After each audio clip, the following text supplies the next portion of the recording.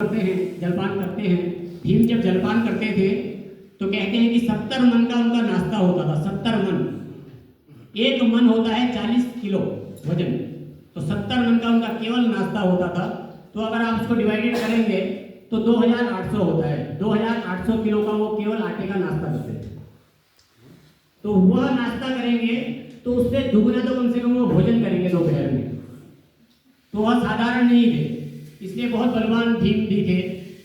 और अर्जुन के बारे में बताया जाता है कि अर्जुन विश्व में उनके जैसा कोई धनुर्धर नहीं था। किसी को जल दिखा, किसी को मछली दिखी, केवल अर्जुन थे जिनको केवल उस मछली की आंख दिखी। पूरे विश्व में अर्जुन जैसा कोई धनुर्धर नहीं था और कोई शक्तिशाली नहीं था।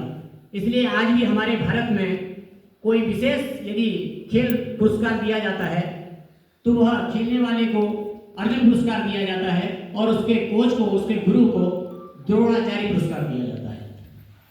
और नकुल और सहदेव के विषय में बतलाया जाता है कि नकुल को द्रौपदी विश्व का सबसे सुंदर व्यक्ति मानती थी और सहदेव के विषय में सहदेव के जैसा तलवार चलाने वाला कोई व्यक्ति नहीं था। तो यह साधारण नहीं थे।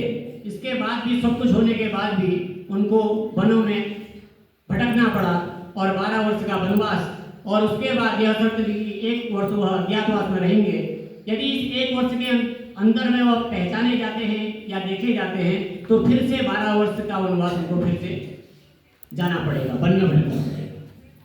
तो यह उनके जीवन में सुख दुख उनके जीवन में भी आया। तो हम तो सामान्य जीव हैं, तो हमारे जीवन में क्यों नहीं आएगा। इसलिए केवल व्यक्ति को चाहिए वह अपना कर्म निरंतर सत्य के मार्ग पर चलकर करते रहे और धर्म का अनुसरण करे। तो यही हमारा मुख्य उद्देश्य होना चाहिए। और परमात्मा की भक्ति में चाहे आप कुछ भी काम कर रहे हैं, सोते जाते उठते बैठते, हर वक्त निरंतर परमात्मा का स्मरण, चिंतन और मनन होना चाहिए।